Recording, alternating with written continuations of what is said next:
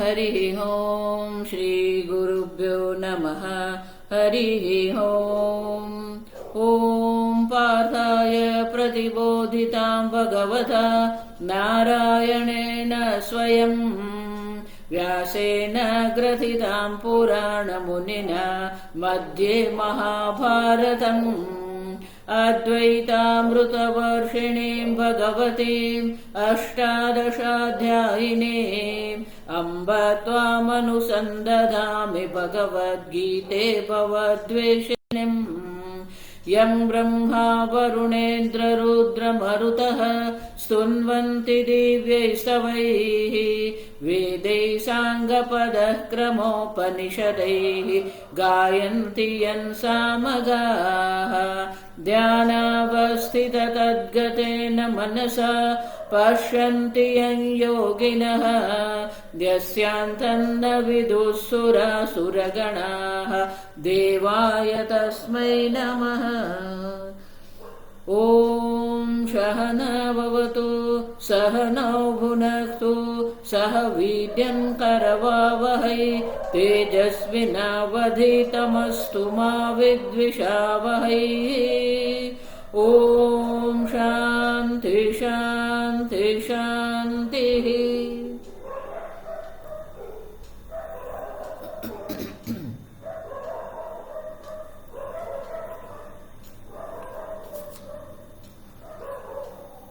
श्लोक नंबर 71।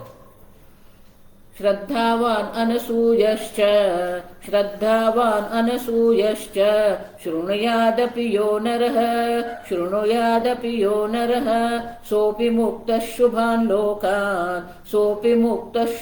लोकान् प्राप्नुयात् पुण्यकर्मणाम्। कच्चिदेतच्छ्रुतं पार्थ त्वय्येकाग्रेण चेतसा कच्चिदज्ञानसम्मोहः प्रनष्टस्ते धनंजय। બે શ્લોકમાં શાસ્ત્રના અધ્યયન કરાવનાર આચાર્યની સ્તુતિ કરી.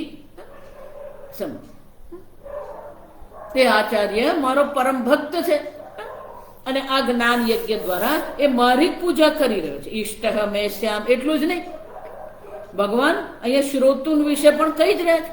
શ્રવણ કરનાર જે છે કે જે આ પ્રકારથી કોઈ પણ પ્રકારે મનમાં કોઈ દોષ બુદ્ધિ કર્યા વગર, ઈર્ષ્યા કર્યા વગર શ્રદ્ધાપૂર્વક જે આ ભગવદ્ ગીતાનું શ્રવણ કરે છે એ મનુષ્યને પણ શુભાન લોકાન પ્રાપ્નુયાત, પુણ્ય કર્મથી પ્રાપ્ત જે શુભ લોક જે છે એ શુભ લોકની પ્રાપ્તિ પણ એને અવશ્ય થાય છે. જેવી રીતે અગ્નિહોત્રાદી કર્મથી પુણ્ય લોકની પ્રાપ્તિ થાય છે એ જ પ્રકારે ભગવદ્ ગીતાના શ્રવણથી પણ સર્વ પ્રકારના પાપથી એ મુક્ત થઈ જાય છે અને એને શુભ લોકની ઉર્ધ્વલોકની પ્રાપ્તિ થાય છે. એટલે અહીં શંકરાચાર્ય આપણે કાલે જોયું શૃણ્યાદપી જા સમજો.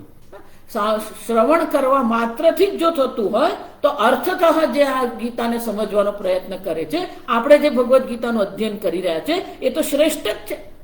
આમ ભગવાન અહીંયા અર્જુનને ગીતાનો ઉપસંહાર કરી લીધો. ભગવાનની દ્રષ્ટિએ ઉપદેશ પૂરો થઈ ગયો. શિષ્ય શાસ્ત્રાર્થ ગ્રહણ અગ્રહણ વિવેક બુદ્ધય પૃચ્છતિ. કાલે આપણે જોયું કે શિષ્યએ આ શાસ્ત્રના અર્થને ગ્રહણ કર્યું કે નહીં ગ્રહણ કર્યું એ જાણવાની ઈચ્છાથી ભગવાન અહીંયા પૂછે છે. જો ગ્રહણ નથી થયું તો બીજા પ્રયત્ન, અન્ય પ્રકારના પ્રયત્ન દ્વારા પણ એ ગ્રહણ કરવાનો પ્રયત્ન કરી શકાય. જો ગ્રહણ નથી થયું તો આચાર્યનો ધર્મ છે કે અન્ય પ્રકારથી પણ એને એ ગ્રહણ કરાવવાનો પ્રયત્ન અવશ્ય આચાર્યએ કરવો જ જોઈએ. જ્યાં સુધી બ્રહ્મ જ્ઞાન નહીં થાય ત્યાં સુધી ઉપદેશ કરતા રહેવાનો છે.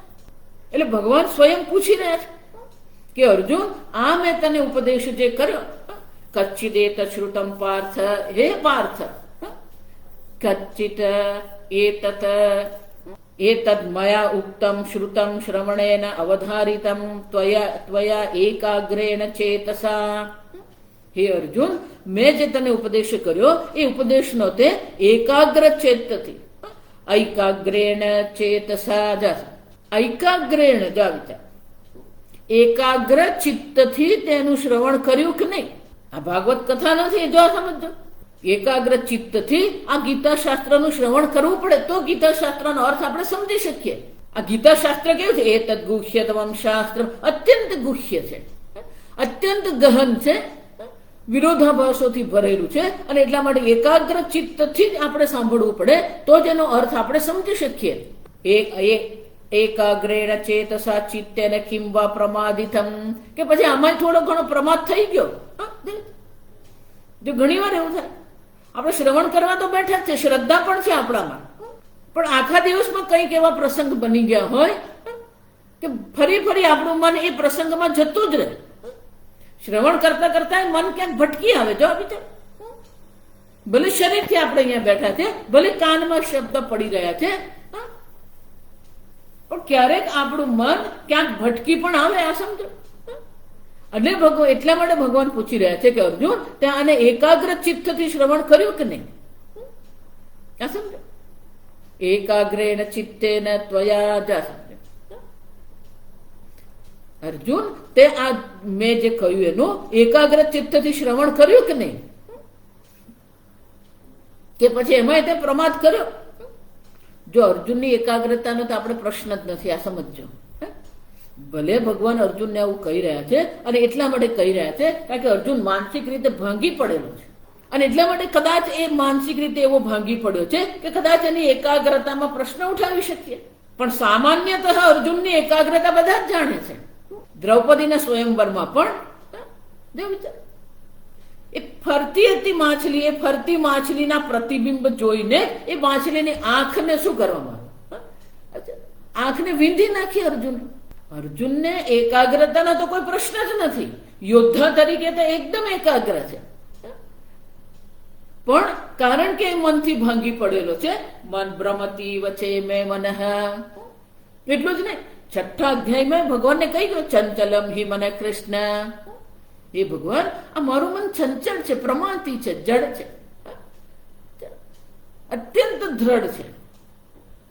અને એટલે ભગવાન એને પૂછી રહ્યા છે કે અર્જુન, કોઈ પ્રમાદ તો આ શ્રવણ કરવામાં ક્યાંક કોઈ પ્રમાદ તો થયો નથી ને? એટલું જ નહીં, શ્રુતમ શ્રવણેન અવધારિતમ, જે પણ કઈ સાંભળવામાં આવ્યું છે, શ્રવણેન અવધારિતમ, જે કઈ શ્રવણ કરવામાં આવ્યું છે એ શ્રવણ દ્વારા તે નિશ્ચય કર્યો કે નહીં? જો વિચાર, અવધારિતમ એટલે તારી બુદ્ધિમાં આ નિશ્ચય થયો કે નહીં થયો? આત્મા એક અદ્વિતીય ચૈતન્ય છે જે બ્રહ્મ સ્વરૂપ છે. જીવ અને ઈશ્વર બે છે જ નહીં. તો જીવ ઈશ્વરના ઐક્યનું જ્ઞાનનો નિશ્ચય તારી બુદ્ધિમાં થયો કે નહીં? ઘણી વાર એવું થાય કે આપણે સાંભળીએ ખરા, બાળકો બોલતા હશે, વિદ્યાલયમાં જઈને બાળકો આવે, પ્રવાસે જઈને બાળકો આવે, એટલે માતા પિતા પોતપોતાના કામમાં હોય, એટલે પેલા બાળકને બધું કહેવું હોય, મમ્મી સાંભળને, હા તું બોલ ને, હું સાંભળું જ છું. એટલે પછી એ શરૂ કરે. એટલે થોડુંક સાંભળીએ, થોડુંક નહીં સાંભળીએ, એમાં કઈ બહુ મોટી વાત હોય નહીં. બસમાં આમ ચડ્યા ને આટલા છોકરાઓ હતા, મમ્મી આમ ગયા, મમ્મી આઈસ્ક્રીમ ખાતા. એટલે આપણને એક આવી આદત છે, જો આ સમજો બરાબર. પહેલા બધા કથા સાંભળવા જતા ને તો પેલું શાકભાજી લઈને જાય, તુવેર ને સિંગ લઈને જાય, અને પેલું કથા સાંભળતા સાંભળતા તુવેર છોલે. ક્યાંક આપણને પ્રમાદ કરવાની આદત છે, નહીં સાંભળ્યું કરવાની આદત છે. બાળકોને એવી આદત, પેલા માતા પિતા ભલે ને ગમે એટલું બોલે, જેટલું સાંભળ્યું એટલું જ સાંભળે, બાકી ઉપરથી જ જાય. વિદ્યાલયમાં પણ આપણે જયારે ભણીએ તો ત્યારે એવું જ થતું હોય. ઘણી વાર પેલા શિક્ષક બિચારા મહેનત કરીને સમજાવતા હોય, પણ આપણું મન ક્યાંક બીજે જ ભટકતું હોય. આ સમજ, આમ બાળપણથી જ આપણે શ્રવણ કરવાની એકાગ્રતામાં ક્યાંક ને ક્યાંક આપણે ભૂલ કરતા જ હોઈએ છીએ. અને ક્યારેક શ્રવણ તો કરીએ, પછી શ્રવણ પછી પૂછે ને કેટલું યાદ રહ્યું, ના કઈ યાદ નથી, તો પછી એનો મતલબ શું છે? અને એટલે શંકરાચાર્ય કહે છે માત્ર એકાગ્ર ચિત્તથી સાંભળવાનું જ નથી, શ્રવણ એને અવધારિતમ, સમજ, સાંભળીને એને આપણા મનમાં સ્થિર કરવાનું છે. આપણે યાદ રાખવાનું છે. જ્યાં સમજ શ્રવણ પણ કરવાનું છે. મેધા એને કહેવામાં આવે. મેધા એટલે કે ગ્રંથ અર્થ ધારણ શક્તિ. ગ્રંથને પણ આપણે સાંભળીએ, ગ્રંથના અર્થને પણ આપણે ધારણ કરીએ. અને એટલે ભગવાન અહીં અર્જુનને પૂછી રહ્યા છે કે અર્જુન, મેં જેને તને ઉપદેશ જે કર્યો, શ્રુતમ પાર્થ ત્વયા એકાગ્રેણ ચેતસ, એકાગ્ર ચિત્તથી ત્યાં સાંભળ્યું કે નહીં અર્જુન? આપણા મનમાં અનેક પ્રકારની આદતો છે. કેટલીક વસ્તુમાં આપણું મન એટલું બધું દ્રઢ આ સંસારમાં થઈ ગયું છે. એટલું જ નહીં, આપણા મનને પેલું નકારાત્મક બહુ જલ્દી યાદ રહી જાય. હંમેશા એટલા માટે એક જ દ્રષ્ટાંત આપો. પેલો 3 કલાક પેલી કથા સાંભળે અને એ દિવસે સરસ મજાની બાળ લીલાનું વર્ણન થતું હતું. કથાકારે સરસ મજાની બાળ લીલા સંભળાવી. તો શ્રી કૃષ્ણ ભગવાનને બાળ લીલાનું આપણે શ્રવણ તો કર્યું. 3 કલાક એ આપણે શ્રવણ કરીએ છીએ. પણ શ્રવણ કર્યા પછી જો હવે આ બધું, હવે તો એવું થઈ ગયું ને કેટલીક વસ્તુ તો આપણે કહીએ ને તો લોકોને મગજમાં નથી ઉતરતી. પેલો ચંપલ પહેરીને શ્રવણ કરે, ચંપલ પર બેસીને શ્રવણ કરે. આ વિચાર, ચંપલ હંમેશા ઘરની બહાર જ હોય. મોટા મોટા હોલોમાં, હવે તો આ બધા મોટા હોલ હોય ને એમાં પ્રવચન રાખવામાં આવે અને હોલમાં પ્રવચન રાખે ને બધા ચંપલ પહેરીને જ જાય, બૂટ ચંપલ પહેરીને જ બેઠા હોય. તમે ગીતા જ્ઞાન યજ્ઞમાં બેઠા છો, ગીતા શ્રવણ કરી રહ્યા છો, તો શાસ્ત્ર શ્રવણ જ્યારે તમે કરી રહ્યા છો, ભલે હોલમાં તમે ચંપલ પહેરીને ગયા, પણ જ્યારે બેઠા ત્યારે ચંપલ બાજુમાં કાઢી તો લો. એટલી પણ અમાન્ય, એટલી પણ આપણે મર્યાદા રાખતા નથી.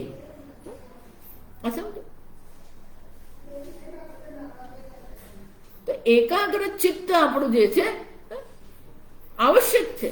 એકાગ્ર ચિત્તથી સાંભળીને જે સાંભળ્યું છે એને પણ આપણે ધારણ કરવાનું છે. ભગવાન ત્યારે એમ કહી રહ્યા છે કે અહીંયા જે કઈ છે એક અદ્વિતીય તત્વ માત્ર છે. તો આપણો નિર્ણય આપણા મનમાં ભગવાન પૂછી રહ્યા છે એટલે આપણને પૂછી જ રહ્યા છે. જો સમજો, આપણે પણ એવો નિર્ણય કર્યો કે નહીં? અવધારિતમ પાર્થ કિમ ત્વયા, અર્જુન તે નિર્ણય કર્યો કે નહીં કે હા, હું અને ઈશ્વર એક જ છે? અહીંયા જે કઈ છે સર્વ ઈશ્વર માત્ર. આત્મા એક અદ્વિતીય અકર્તા અભોક્તા છે. યસ્ય નાહમ કૃતો ભાવ યસ્ય બુદ્ધિર ન લિપ્યતે. તો અહમ ભાવ જે છે એ કર્તૃત્વની નિવૃત્તિ થઈ કે નહીં? એ ભોક્તૃત્વની નિવૃત્તિ થઈ કે નહીં? દેહાદિ સંગાતમાં જે અહમ બુદ્ધિ છે એ અહમ બુદ્ધિની નિવૃત્તિ થઈ કે નહીં? જો એ નથી થઈ તો જે કઈ ગુણો જે આપણે ધારણ કરવાના છે એ ગુણો ધારણ કરવાનો આપણે પ્રયત્ન કર્યો કે નહીં? અમાનિત્વમ, અદંભિત્વમ, અહિંસા, ક્ષાંતિ, આર્જવમ. એટલું જ નહીં, અભયમ, સત્વસમ, શુદ્ધિ. 16મા અધ્યાયમાં દૈવી સંપત્તિ ભગવાને દર્શાવી. 13મા અધ્યાયમાં અમાનિત્વ આદિ 20 મૂલ્યો ભગવાને દર્શાવ્યા. મયી ચ અનન્ય યોગેન ભક્તિરભ્ય વિચારીની. અનન્ય યોગથી મારી અવ્યભિચારી ભક્તિ આપણે ભગવાને કહ્યું તો એ ભગવાનમાં આપણી અવ્યભિચારી ભક્તિ થઈ કે નહીં? ઇન્દ્રિયાર્થેષુ વૈરાગ્ય, ઇન્દ્રિયોના વિષયમાં વૈરાગ્ય થયો કે નહીં? પુત્રદાર ગૃહાદિષુ અનભિષ્વંગ, વધારે પડતી પુત્રદાર, દાર એટલે દારા એટલે પત્ની, પત્ની, પુત્ર, માતા, પિતા, ઘર, આ બધામાંથી આસક્તિ છૂટી કે નહીં? આપણે અધ્યાત્મ જ્ઞાન નિત્યત્વ, એ અધ્યાત્મ જ્ઞાનનું નિત્યત્વ આપણા જીવનમાં આવ્યું કે નહીં? તત્વ જ્ઞાન, અર્થ દર્શન, એ તત્વ જ્ઞાનના દર્શન થયા કે નહીં? કેચિદે તચ્છ્રુતમ પાર્થ. અર્જુન, આ જે પણ કઈ મેં તને શ્રવણ કરાવ્યું એ શ્રવણને તે અવધારિત એ પ્રકારનો વૈરાગ્ય આપણા મનમાં આવ્યો કે નહીં? સ્વકર્મણા તમભ્યર્ચ સિદ્ધિમ. તો આપણે આપણા કર્મ દ્વારા એ ઈશ્વરની પૂજા કરીએ છીએ કે નથી કરતા? કર્મમાં ઈશ્વર અર્પણ બુદ્ધિ આવી, કર્મફળમાં પ્રસાદ બુદ્ધિ આવી. જો આવી તો આપણા વ્યક્તિત્વનું નિર્માણ થયું કે નહીં? વ્યક્તિત્વનું નિર્માણ નથી થયું તો નિર્માણ કરવા માટેના જે પ્રયત્નો છે એ પ્રયત્નનો આરંભ કર્યો કે નહીં? આપણે એક અદ્વિતીય અકર્તા અભોક્તા આત્મા છે. એ નૈષ્કર્મ્ય સિદ્ધિમાં આપણી નિષ્ઠા થઈ. ભગવાન જે કહી રહ્યા છે યા જ્ઞાનસ્ય પરાનિષ્ઠા, યા પરાજ્ઞાનસ્ય, તો એ જ્ઞાનની જે પરાનિષ્ઠા છે એ પરાનિષ્ઠા માટેનો પ્રયત્ન આપણે કર્યો કે નહીં? ભગવાન આટલા અધ્યાયોમાં જે પણ કહી ગયા એ બધું આપણે જીવનમાં ઉતારવાનો પ્રયત્ન કર્યો કે નથી કર્યો? યુક્તાહાર વિહારસ્ય યુક્ત ચેષ્ટસ્ય કર્મ, કેટલાય શ્લોકો છે. યજ્ઞ દાન તપ કર્મ ન ત્યાજ્યમ કાર્યમેવ તત. ભગવાન કહે છે યજ્ઞ દાન અને તપશ્ચર્યાનો ત્યાગ કરવાનો જ નથી. તો શું જીવનમાં આપણે યજ્ઞ દાન તપશ્ચર્યાનો આરંભ કર્યો? આમ જે પણ કઈ અર્જુન મેં તને કહ્યું છે એ બધું સાંભળીને એનો અવધારણ એટલે કે એ આપણા જીવનમાં આપણે ઉતાર્યું કે એ નિર્ણય કર્યો કે નહીં આપણે? આમ એ જીવનમાં આપણે ઉતારવાનું છે. વેદાંત શાસ્ત્રમાં બે પ્રકારની વાત છે. એક સાંભળીને કરવાની છે, બીજી સાંભળીને સમજવાની છે. વ્યક્તિત્વના નિર્માણ માટે જે કરવા યોગ્ય છે એ સાંભળ્યા પછી આપણે કરવાનું છે. ભગવાન કહે કે યજ્ઞાનામ જપ યજ્ઞોસ્મી, તો રોજ જપ કરીએ છીએ આપણે? વિચાર. હા, ભગવાન અહીંયા પૂછી રહ્યા છે અર્જુનને. અર્જુનને પૂછે એટલે ભગવાન આપણને જ પૂછી રહ્યા છે. આ સમજો. ભગવાન બીજા કોઈને પૂછી નથી રહ્યા, આપણને જ પૂછી રહ્યા છે કે આપણે આ સાંભળ્યું તો ખરું, એમાંથી આપણને યાદ કેટલું રહ્યું? યાદ રહ્યા પછી એમાં નિશ્ચય કેટલો થયો? નિશ્ચય થયા પછી આપણા જીવનમાં કેટલું ઉતાર્યું આપણે? અને એટલે શંકરાચાર્ય કહે છે ભલે ભગવાન એ કહેતા નથી, એકાગ્ર ચિત્તથી અર્જુન તે સાંભળ્યું કે નહીં એટલું ભગવાન પૂછે છે. એનો અર્થ શું થાય? શ્રવણને અવધારિતમ કિમ ત્વયા. સાંભળ્યા પછી એનો નિશ્ચય આપણા જીવનમાં આવ્યો કે નહીં? કે પછી શું છે? કિમ વા પ્રમાદિતમ, કે પણ સાંભળ્યું ના સાંભળ્યું જ કરી નાખ્યું. ભગવાન અર્જુનને પૂછીને આપણને જ પૂછી રહ્યા છે કે આ ભગવદ્ ગીતાના 18 અધ્યાયનું આપણે અધ્યયન કર્યું, એમાંનું કેટલું આપણને યાદ છે? જો એટલા માટે શંકરાચાર્ય એવું કે પૌનઃ પુણ્યેન શ્રવણમ કુર્યાત્, પુનઃ પુનઃ શ્રવણ કરતા રહેવાનું. પણ એક વખત તો એ બુદ્ધિમાં ધારણ કરવાનું જ છે. જો આપણે એમ માનતા હોય કે આ મેં સાંભળી લીધું, વાત પતી ગઈ, પણ યાદ રહ્યું કે નહીં? નહીં, આ પ્રમાદ કહેવાય. જો સમજ, અદ્રઢમ શ્રુતમ હતમ, જે સાંભળવામાં આવ્યું છે એ સાંભળીને આપણે મનમાં જો એનો નિશ્ચય નહીં કર્યો, એને દ્રઢ નહીં કર્યું, તો એ નીકળી જ જવાનું, હતમ, નાશ થઈ જશે. તો બધી શ્રવણનો અર્થ શું છે? આપણો સમય બગાડ્યો અને આચાર્યનો સમય આપણે બગાડી રહ્યા છે. આપણે પોતાનો સમય બગાડી રહ્યા છે. અને ભગવાન સ્વયં પૂછવું જ પડે છે. અર્જુન તે સાંભળ્યું કે નહીં? જો એટલે હું કહું કે ફક્ત સાંભળવા માટે સાંભળી લીધું અને 5 માણસને કે અમે તો ગીતા સાંભળીએ છીએ. આમ પહેલા તો એકાગ્ર ચિત્તથી સાંભળવાનું છે. સાંભળ્યા પછી એને આપણા જીવનમાં જે ઉતારવા યોગ્ય છે ઉતારવાનું છે. આપણે આપણા વ્યક્તિત્વનું નિર્માણ આપણે કરવાનું છે. આમ કેટલીક વસ્તુ સાંભળ્યા પછી કરવાની છે, જાણ્યા પછી કરવા યોગ્ય છે.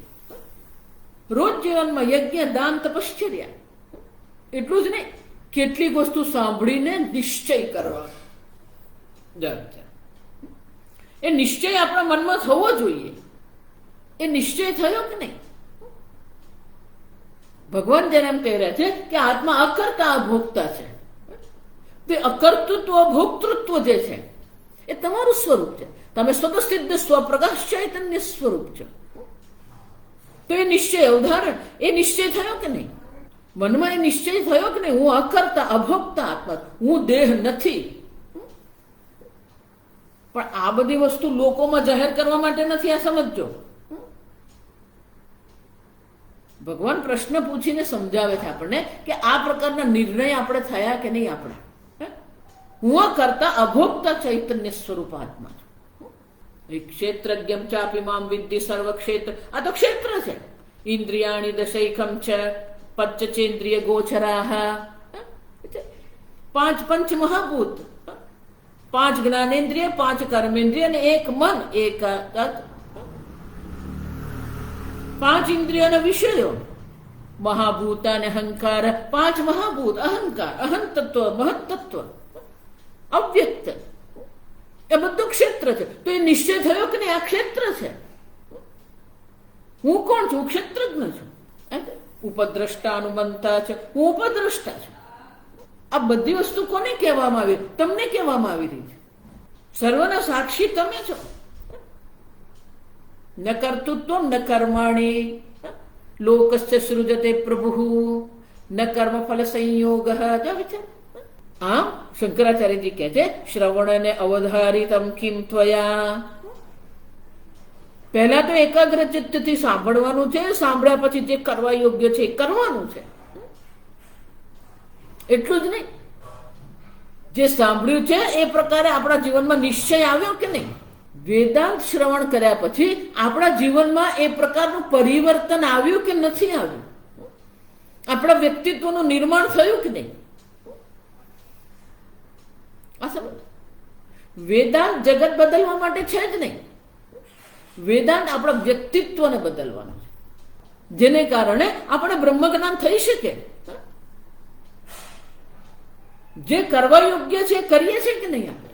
આમ ભગવાન અહીંયા બે પ્રશ્ન અર્જુનને પૂછે. પહેલો પ્રશ્ન આ છે કે એકાગ્ર ચિત્તથી શ્રવણ થયું કે નહીં, અને શ્રવણ થયા પછી એનું ધારણ કર્યું કે નહીં, એ પ્રકારનું આપણું જીવન બન્યું કે નહીં?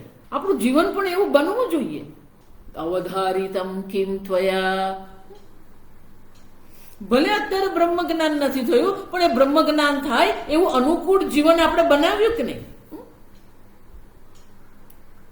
એવું વ્યક્તિત્વનું નિર્માણ આપણે કર્યું કે નહીં? અથવા તો એવું વ્યક્તિત્વનું નિર્માણ કરવાનો આરંભ પણ કર્યો કે નહીં આપણે?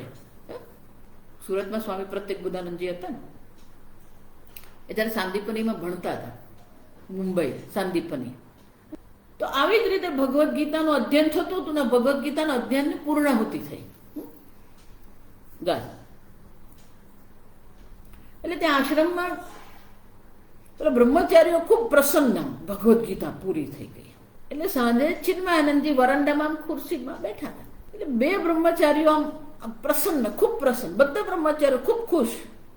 એટલે બે બ્રહ્મચારીઓ આમ પ્રસન્ન થઈને આમ વાતો કરતા કરતા જતા હતા. ચિન્મયાનંદજી જોયું કે જઈ રહ્યા છે. એમણે ધ્યાન નહીં આપ્યું કે ત્યાં ગુરુદેવ ત્યાં બેઠા છે.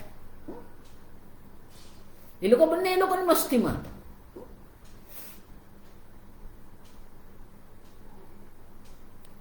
એટલે એકની પણ એમ નજર પડી કે ગુરુદેવ ત્યાં છે. એટલે પેલા જો ગુરુદેવ, એટલે પગે લાગવા ગયા, પ્રણામ કરે. ચિન્મયાનંદજી તો અત્યંત તીક્ષ્ણ બુદ્ધિ એમની, જે એમની પાસે રહ્યા હોય ને એમને જ ખ્યાલ આવે, અત્યંત તીક્ષ્ણ બુદ્ધિ. એટલે પૂછ્યું કેમ બહુ ખુશ છો આજે? એટલે આપણા જેવો ઉત્સાહી હોય ને એ કરતો હોય જ ઉત્સાહી દર્શન. એટલે પેલો પ્રણામ કરે અને પૂછ્યું ચિન્મયાનંદજી, સ્વામીજી આજે ભગવદ્ ગીતા પૂરી થઈ ગઈ ને? We finished Gita today. એટલે હા, did you finish avidya? Bhagavad Gita પૂરી થઈ ગઈ, પણ આપણી અવિદ્યાની નિવૃત્તિ થઈ. Bhagavad Gita is finished, but ignorance is finished or not? નો.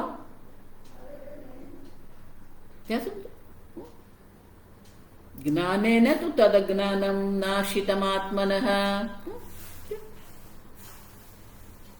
જ્ઞાનથી એ અજ્ઞાનનો નાશ કરવાનો છે. પણ જ્ઞાનથી એ અજ્ઞાનનો નાશ થયો કે નહીં થયો?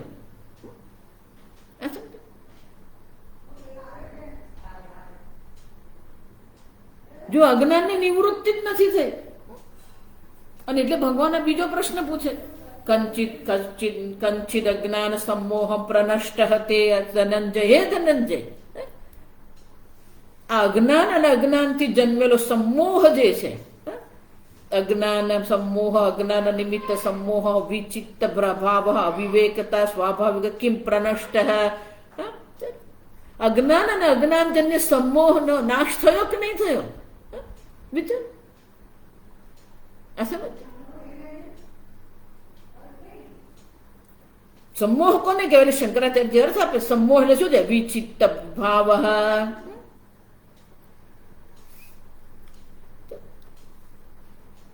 વિચિત્ત ભાવ, મનની વિમૂઢતા જે છે, મોહ સમોહ છે. તારા મનમાં રહેલા મોહની નિવૃત્તિ થઈ કે નહીં? અજ્ઞાનજન્ય જે મોહ જે છે, અજ્ઞાનેન આવૃતમ જ્ઞાનમ તેન મુહ્યંતિ જંતવઃ જગત.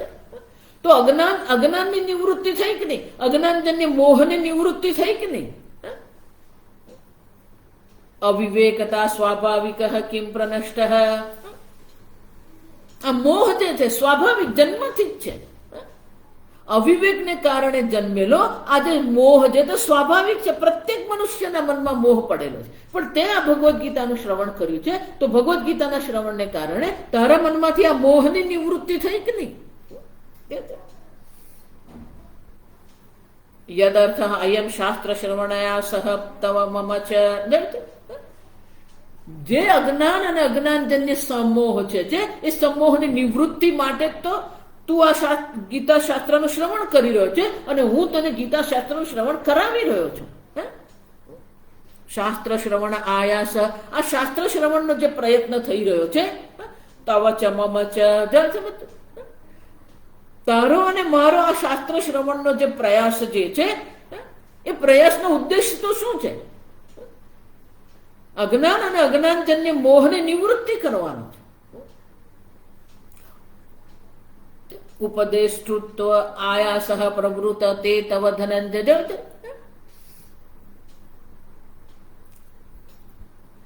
શાસ્ત્ર શ્રવણ આયાસ તવ, તારો આ શાસ્ત્ર શ્રવણ કરવાનો જે પ્રયત્ન જે છે, એ પ્રયત્ન ફલિત થયો કે નહીં? એનું કઈ પરિણામ આવ્યું કે નહીં? મમ ચ ઉપદેષ્ટૃત્વ આયાસ પ્રવૃત્તિ, તને ઉપદેશ કરવા માટે તો ઉપદેશ કરનાર આ ગીતાચાર્ય હું બન્યો. ગીતાચાર્ય બનીને ઉપદેશ કરી રહ્યો છું, તો ઉપદેશક તરીકે મારો જે પ્રયત્ન જે છે એ ફલીભૂત થયો કે નહીં થયો? કે લોકોને કહેવા માટે જ છે અમે તો 18 ગીતાને 18 અધ્યાય સાંભળે.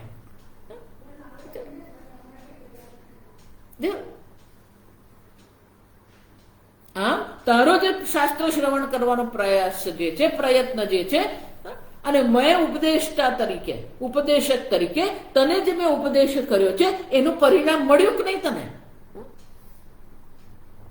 સમજો?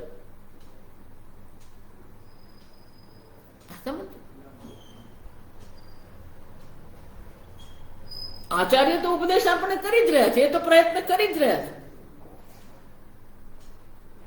પણ ઉપદેષ્ટા આચાર્ય જે આપણને ઉપદેશ કરી રહ્યા છે અને આપણે જે શાસ્ત્ર શ્રવણ કરવાનો જે પ્રયત્ન કરી રહ્યા છે, એ નિરર્થક છે કે સાર્થક છે? એનું કોઈ ફળ મળ્યું કે નહીં આપણને? અને એને કારણે તારા અજ્ઞાનજન્ય મોહની નિવૃત્તિ પ્રનષ્ટ, એનો નાશ થયો કે નહીં થયો? કે જ્યાં સુધી પેલી અવિદ્યા દેવી બેઠી છે, ગમે એટલા પ્રયત્ન કરતા રહો, કઈ થવાનું નથી.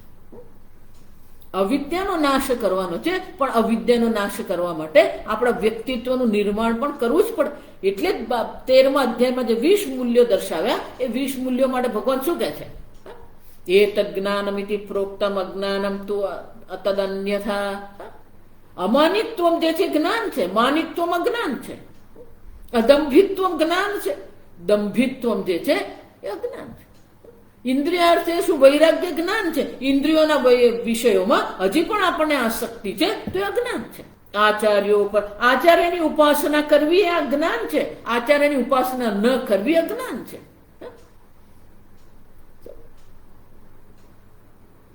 તો આપણામાં અજ્ઞાન છે કે જ્ઞાન છે? આપણામાં દૈવી સંપત્તિ છે કે નહીં? દૈવી સંપત્તિ છે. દૈવી સંપત્તિ વિમોક્ષાય આસુરીમ તુ નિબંધાય છે. તો જે બંધનકારક જે આસુરી સંપત્તિ છે, એમાંથી આપણે છૂટ્યા કે નથી છૂટ્યા? અને જે મોક્ષ કરાવનારી જે દૈવી સંપત્તિ છે, એ દૈવી સંપત્તિ આપણે પ્રાપ્ત કરી કે નહીં કરી? આમ ભગવાન અહીંયા અર્જુનને પૂછી રહ્યા છે કે અર્જુન, આ તારા મોહ જે છે, અજ્ઞાનજન્ય, અજ્ઞાન નિમિત્તથી જે સમોહ જે થયો છે, એની નિવૃત્તિ થઈ કે નહીં? ભગવાન એમ નથી કહેતા કે તને સંબોધ, અર્જુને સ્વયં કબૂલ કરેલું છે. અર્જુને સ્વયં ભગવાનને આગળ કબૂલ કર્યું કે મારા મનમાં જે શોક જે છે એ શોકની નિવૃત્તિ. નહીં પ્રપશ્યામી મમાપનુદ્યાદ યચ્છોકમુચ્છોષણમ ઇન્દ્રિયાણામ. ભગવાન, મારી ઇન્દ્રિયોને શોષિત કરનારો જે આ શોક જે છે એ શોકની નિવૃત્તિનો ઉપાય હું આ જગતમાં જોતો જ નથી. અવાપ ભૂમ સપત્ન વૃદ્ધમ. અશત્રુ નિશત્રુ પૃથ્વીનું રાજ્ય પણ મને પ્રાપ્ત થઈ જાય, આ શોકની નિવૃત્તિનો કોઈ ઉપાય નથી. સુરાણામ અપી ચાધિપત્ય, દેવતાઓનું પણ આધિપત્ય મને પ્રાપ્ત થાય તો પણ આ શોકની નિવૃત્તિ હું જોતો નથી. નહીં પ્રપશ્યામી. જો વિચાર, તો ઉપાય એક જ છે. કયો? કાર્પણ્ય દોષો અપહત સ્વભાવ પૃચ્છામી ત્વમ ધર્મ સંમૂઢ ચેતા. ભગવાન, મારી બુદ્ધિમાં સંમોહ છે.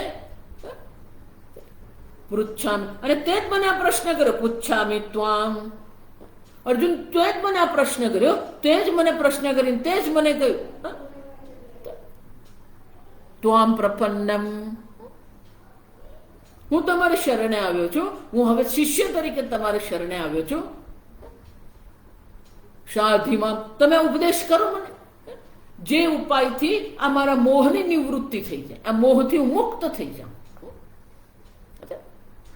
એ મોહથી જ શોક છે. અવિદ્યાને કારણે જ મોહ છે અને મોહથી જ શોક છે. શોકનું બીજું કોઈ કારણ છે જ નહીં. બહાર કોઈ શોકનું કારણ નથી. આ સમજો. અશોચ્યાનંદ શોચ. આ જગતમાં શોક કરવા યોગ્ય કશું જ નથી. આપણા જ મોહને કારણે આપણે શોકગ્રસ્ત છીએ. અને અર્જુનને પણ ખબર પડી ગઈ કે આ શોકની નિવૃત્તિ જે છે એ બાહ્ય ઉપાયથી નથી. બાહ્ય ઉપાયથી કોઈ શોકની નિવૃત્તિ થવાની નથી. અને એટલે ભગવાનને શું? શિષ્યસ્તે હમ સાધિમામ ત્વામ પ્રપન્નમ. અર્જુન, તે જ તું જ મારા શિષ્ય તરીકે મારે શરણે આવ્યો, તે જ મને કીધું કે ઉપદેશ કરો. તે જ મને આ પ્રશ્ન કર્યો અને એના ઉત્તર રૂપે મેં તને આ ઉપદેશ કર્યો. આમ શાસ્ત્ર શ્રવણનો તે પ્રયત્ન કર્યો છે. શાસ્ત્ર શ્રવણ કરાવવાનો પ્રયત્ન, ઉપદેશ કરવાનો પ્રયત્ન મેં કર્યો છે.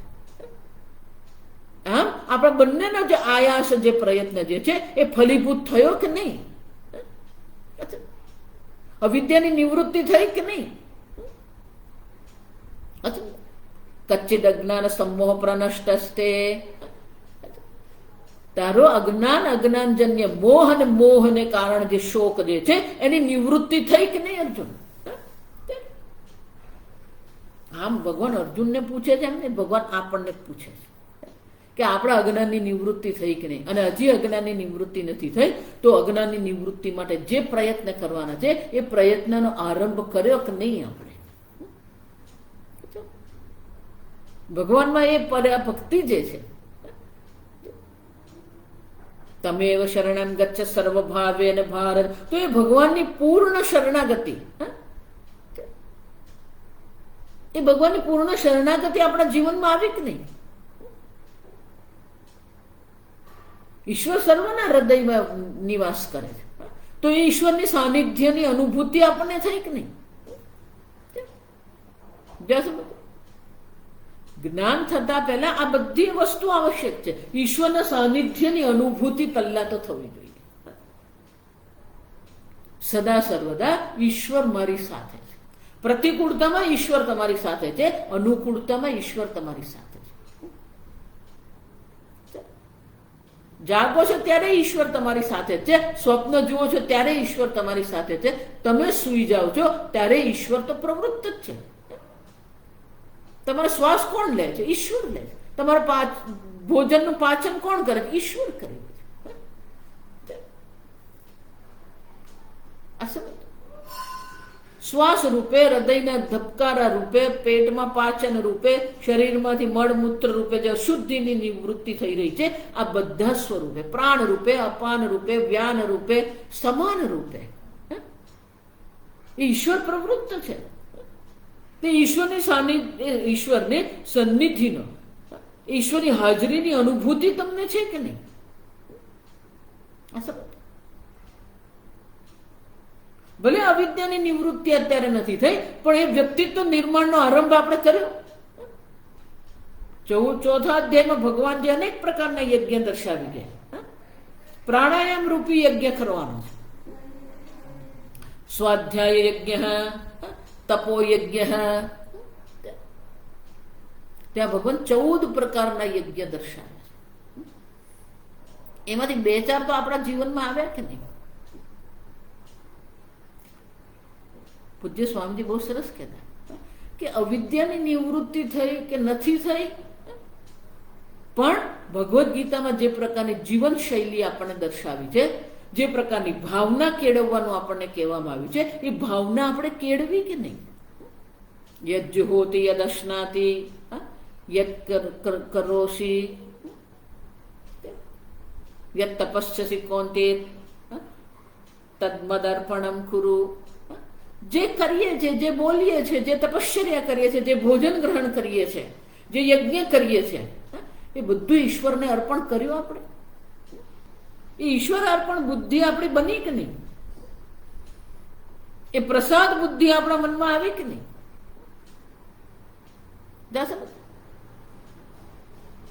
ઈશ્વર અભિન્ન નિમિત્ત ઉપાદાન કારણ છે, તો અહીંયા અત્યારે પણ ઈશ્વર છે.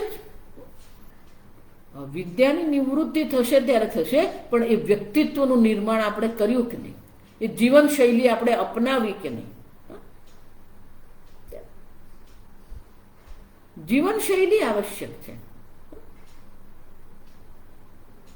ધર્મ એ તદ્ધર્મમિતિ પ્રોક્તમ. આ ધર્મયુક્ત છે, તો આપણા જીવનમાં ધર્મ આવ્યો કે નહીં? એ ધર્મમાં આપણી નિષ્ઠા થઈ કે નહીં? દયા ભૂતેષુ, સર્વભૂતો પ્રત્યે દયા ભાવ, કરુણા ભાવ છે કે નહીં આપણા મને? જ્યાં સમજો 13મા અધ્યાયમાં, 16મા અધ્યાયમાં, 15મા અધ્યાયમાં ભગવાને જે તત્વ જ્ઞાન માટે આવશ્યક જે ગુણો દર્શાવે, આમ ભગવાન અર્જુનને પ્રશ્ન પૂછે છે. અર્જુન ઉત્તર આપે છે. વાંચીશું 73 શ્લોક. અર્જુન ઉવાચ નષ્ટો મોહ સ્મૃતિર્લબ્ધા ત્વત્પ્રસાદાન્મયાચ્યુત સિતોસ્મિ ગત સંદેહઃ કરિષ્યે વચनं તવ.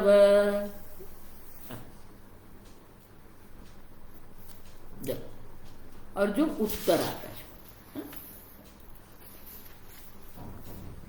નષ્ટો મોહ, હે ભગવાન, હા, મારા મોહનો નાશ થઈ ગયો. જો આમ અર્જુન ભગવાનને કહી રહ્યો છે કે ભગવાન ખરેખર શું છે? આ મારા મોહનો નાશ થઈ ગયો. જો નષ્ટો મોહ, અર્જુન જે કહે ને એ આપણે કહેવાનું છે. સ્મૃતિ લબ્ધા અજ્ઞાનજઃ સમસ્ત સંસાર અનર્થ હેતુ સાગર ઇવ દુસ્તર અજ્ઞાનજઃ મોહ. આ મોહ કેવો છે? સામાન્ય નથી. અજ્ઞાનજઃ મોહ, અજ્ઞાનથી જન્મેલો આ મોહ જે છે એટલું જ નહીં. સમસ્ત સંસાર અનર્થ હેતુ, સમસ્ત સંસારના અનર્થનો હેતુ જે છે આ મોહ જ છે. અને કેવો છે? સાગર ઇવ દુસ્તર, જેમ સાગરને પાર કરવો કઠિન છે. એ કાળમાં સાગર પાર કરવો ઘણો અઘરો હતો એવું નથી. દુસ્તર શંકરાચાર્ય કહે છે. અત્યારે પણ એ જ હાલત છે. ભલે ને ગમે એવી મોટી આપણે મોટા જહાજ બનાવી દીધા, પણ સમુદ્રમાં એવા મોટા મોજા ઉછળે છે કે આવા મોટા જહાજને પણ શું કરી નાખે? છિન્ન ભિન્ન કરી નાખે. દર વર્ષે કેટલાય જહાજ તૂટે છે, કેટલાય જહાજ ડૂબી જાય. જો વિચારી જો. આમ સાગર પાર કરવો એટલો સરળ છે જ નહીં. જેમ સાગર પાર કરવો સરળ નથી, એ જ પ્રકારથી સમસ્ત સંસાર સાગર અનર્થ, સર્વ અનર્થના હેતુ જે રૂપ આ જે સંસાર સાગર જે છે એ સંસાર સાગરને પાર કરવો અત્યંત કઠિન છે. પણ અર્જુન કહે છે આવો આ મોહ જે છે, જે આ સંપૂર્ણ સંસાર રૂપી અનર્થનું જે કારણ હેતુ જે છે, નષ્ટ, હે ભગવાન એ મારો મોહનો નાશ થઈ ગયો.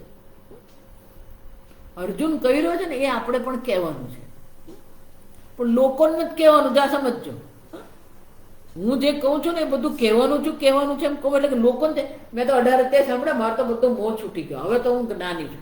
લોકોને કહેવા માટે નથી, આ સમજો. એટલું જ નહીં, સ્મૃતિ લબ્ધા, મને સ્મૃતિ પ્રાપ્ત થઈ. શાની સ્મૃતિ પ્રાપ્ત થઈ? પોતાના આત્માના સ્વરૂપની સ્મૃતિ મને થઈ ગઈ. આત્મ તત્વ વિષયા લબ્ધા સ્મૃતિ, મારા સ્વરૂપનું મને જ્ઞાન થઈ ગયું, મારા સ્વરૂપની મને સ્મૃતિ થઈ ગઈ. મારું સ્વરૂપ હોવા છતાં પણ મારા સ્વરૂપને હું ભૂલી ગયો હતો. હું એક અદ્વિતીય ચૈતન્ય સ્વરૂપ અકર્તા અભોક્તા આત્મા છું, એ મારા સ્વરૂપને હું ભૂલી ગયો હતો. હવે મને એની સ્મૃતિ થઈ ગઈ. યસ્યાલાભા સર્વગ્રંથિનામ વિપ્રમોક્ષ, જે સ્મૃતિને કારણે સર્વ પ્રકારની ગ્રંથિઓ જે છે એ ગ્રંથિઓ છૂટી ગઈ મારી. મોક્ષની મને પ્રાપ્તિ થાય છે. સમજો, નષ્ટો મોહ સ્મૃતિ લબ્ધા, મારો મોહનો નાશ થઈ ગયો અને મારા સ્વરૂપની મને સ્મૃતિ થઈ ગઈ. મારું સ્વરૂપમાં મારી સ્થિતિ થઈ ગઈ. પણ કેવી રીતે થઈ? ત્વત્પ્રસાદાત્મયા અચ્યુત, હે અચ્યુત, તમારા અનુગ્રહથી જ આ થયું. જો એટલે હું તમને વારંવાર કહું છું, હું તમને શાસ્ત્ર શ્રવણ કરાવી રહી છું, એ પણ ઈશ્વરનો અનુગ્રહ છે. હું બોલી રહી છું, એ પણ ઈશ્વરનો અનુગ્રહ છે. તમે શ્રવણ કરી રહ્યા છો, એ પણ ઈશ્વરનો અનુગ્રહ છે. શ્રવણ કર્યા પછી તમને સમજ પડી રહી છે, એ પણ ઈશ્વરનો અનુગ્રહ છે. તત્વજ્ઞાન થવું એ ઈશ્વરનો અનુગ્રહ છે, આ સમજો. ઈશ્વરના અનુગ્રહ વિના કોઈ પણ પ્રકારે તત્વજ્ઞાનની કોઈ સંભાવના નથી. અને અર્જુન એ જાણતો હતો. અને એટલે અર્જુન શું કહે છે? ત્વત્પ્રસાદાત મયા લબ્ધા સ્મૃતિ, ભગવાન તમારા પ્રસાદ, તમારા અનુગ્રહને કારણે મને આ સ્મૃતિ પ્રાપ્ત થઈ ગઈ. મારો મોહનો નાશ થઈ ગયો. એટલે જ 7મા અધ્યાયમાં ભગવાન કહે ને કે દૈવી એશા ગુણમયી મમ માયા દુરથ્યયા. અર્જુન, આ મારી માયા પાર કરવી અત્યંત કઠિન છે. મામેવ યે પ્રપદ્યન્તે માયામેતામ તરંતિ, જે ઈશ્વરને શરણે જાય છે એ જ આ માયાને પાર કરી શકે છે. એ જ ભગવાન તમેવ શરણમ ગચ્છ સર્વભાવેન ભારત. અર્જુન પોતે પણ કબૂલ કરે છે કે ભગવાન તમારા અનુગ્રહથી જ મારા મોહનો નાશ થયો છે. તમારા અનુગ્રહથી જ મને મારા સ્વરૂપની સ્મૃતિ પ્રાપ્ત થઈ છે. ઈશ્વરનો અનુગ્રહ પ્રાપ્ત કરવો હોય ને તો ઈશ્વરની પરાભક્તિ સિવાય કોઈ ઉપાય નથી. ઈશ્વરની એ શરણાગતિ જે છે, નિષ્કામ ભાવથી ઈશ્વરની જે શરણાગતિ છે, એનાથી જ ઈશ્વરનો અનુગ્રહ પ્રાપ્ત. અને આ ઈશ્વરનો અનુગ્રહ કેવો છે? ઈશ્વરના 2 પ્રકારના અનુગ્રહ છે. એક અનુગ્રહથી આપણને ભૌતિક સુવિધા પ્રાપ્ત થાય છે, સ્વર્ગલોકની પ્રાપ્તિ થાય છે, બ્રહ્મલોકની પ્રાપ્તિ થાય. બાહ્ય ભોગ સુવિધાની પ્રાપ્તિ છે, ઈશ્વરનો અનુગ્રહ છે. પણ એ અનુગ્રહ કેવો છે? એ ભૌતિક અનુગ્રહ છે. અહીંયા આપણને જે અનુગ્રહની આવશ્યકતા છે, એ અનુગ્રહ કેવો છે? આધ્યાત્મિક અનુગ્રહની જરૂર છે. ઈશ્વરનો આધ્યાત્મિક અનુગ્રહ જો થશે તો આપણી આસપાસ બધી વસ્તુ અનુકૂળ બની જાય. આસપાસ પણ અનુકૂળતા મળે, આપણી બુદ્ધિમાં પણ એવી અનુકૂળતા આવે જેથી જે કહેવામાં આવી રહ્યું છે આપણે સમજીએ, સમજ્યા પછી આપણે એને ધારણ કરી શકીએ. એટલે જ 15મા અધ્યાયમાં ભગવાન શું કહે? મત્ત સ્મૃતિ અપોહનમ ચ અર્જુન, મારા કારણે સ્મૃતિ છે. ઈશ્વરના અનુગ્રહથી જ સ્મૃતિ પ્રાપ્ત થાય. જો શાસ્ત્ર શ્રવણ કર્યા પછી આપણને યાદ રહેતું નથી, શાસ્ત્ર શ્રવણ કરીએ તોય આપણું બધું ઉપરથી જ જતું હોય, તો ઈશ્વરના અનુગ્રહની ખોટ છે અને ઈશ્વરના આધ્યાત્મિક અનુગ્રહની પ્રાપ્તિ કરવાનો અવશ્ય આપણે પ્રયત્ન કરવો જોઈએ. આમ અર્જુન જ્યારે ભગવાનને કહી રહ્યો છે તો આપણે પણ એમાં સમજવાનું છે કે ઈશ્વરના અનુગ્રહથી જ આ પ્રાપ્ત છે. અને એ અનુગ્રહ કયો છે? આધ્યાત્મિક અનુગ્રહની આપણને જરૂર છે. નથી યાદ રહેતું એટલે પછી હાથ જોડીને બેસી નથી જવાનું. આપણે એવા પ્રયત્ન કરીએ જેને કારણે આપણને ઈશ્વરના આધ્યાત્મિક અનુગ્રહની પ્રાપ્તિ થાય. અને ઈશ્વરના અનુગ્રહની પ્રાપ્તિ માટે ભગવાન અનેક શ્લોક કહી ગયા. મન મના ભવ મદભક્ત મધ્યાજી મામ નમસ્કુરુ મામે વૈશ્યસી કાંતે. અહીંયા આપણે જોઈએ 18મા અધ્યાય 9મા અધ્યાયમાં આપણે જોઈએ તમેવ શરણં ગચ્છ સર્વભાવેન ભારત મત કર્મ કૃત મત પરમઃ મદભક્ત મદ નિર્વૈર સર્વભૂતેષુ. ભગવાન અનેક પ્રકારથી ઉપાય દર્શાવી ગયા. યે તુ સર્વાણી કર્માણી મયી સંન્યસ્ય મત્પરાઃ અનન્યનૈવ યોગેન મામ ધ્યાયન્તિ ઉપાસતે. આ બધા ઉપાય છે. આ સમજો. નિષ્કામ ભાવથી જયારે બધા ઉપાય કરવામાં આવે તો આધ્યાત્મિક અનુગ્રહની પ્રાપ્તિ આ જીવનમાં અહીંયા જ આપણને પ્રાપ્ત થઈ શકે. અને એક વાર એ આધ્યાત્મિક અનુગ્રહની પ્રાપ્તિ થઈ ગઈ તો બ્રહ્મ જ્ઞાન પણ આપણને અવશ્ય પ્રાપ્ત થઈ શકે. અને એટલે અર્જુન સ્વયં કહે છે તત્પ્રસાદાત મયા અચ્યુત, મારા દ્વારા જે સ્મૃતિ પ્રાપ્ત થઈ છે, મારા મોહનો જે નાશ થયો છે એ માત્ર ને માત્ર તમારા અનુગ્રહથી થયો છે. અચ્યુત ભગવાન અચ્યુત છે. તો આ સમજ તત્પ્રસાદાત પ્રસાદાત આશ્રિતેન અચ્યુત.